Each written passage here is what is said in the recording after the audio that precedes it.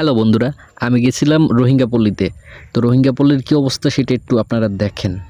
মানে ওদের বাসস্থান, ওরা কিভাবে কোন জায়গায় থাকে, আশেপাশের পরিবেশ, এগুলো একটু দেখার জন্য গেছিলাম। মানে এরকম ছোট, ছোট দোকান, মানে আপনি এই যে পল্লীতে যখন আসবেন, তখন আপনার এরকম ছোট, ছোট দোকান অ্যাভেলেবেল পড়বে আপনার চোখের সামনে। একটু, একটু পরপরই। দেখেন কী অবস্থা পুরা বস্তি এলাকায়।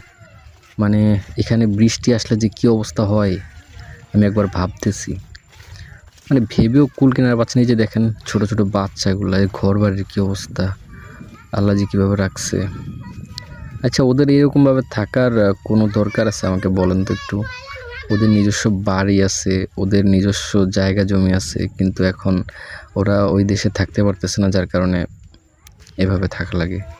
এটা কষ্টকর না? এটা তো আসলে অনেক কষ্টকর, কিন্তু কী করবেন? এই যে ওরা বাচ্চা কাচ্চা এক একটা বড় হচ্ছে, আবার নতুন করে মানে জীবন পুরাই দুর্বিষহ। দেখেন কি একটা অবস্থা। এই যে পুরা পল্লী জুড়ে দেখেন পানির কি অবস্থা। এ পুরা পল্লী জুড়ে আপনার রোহিঙ্গা সম্প্রদায় যারা আছে তারা সবাই এখানে বসবাস করতেছে। মানে অবস্থা ভাই পুরাই খারাপ।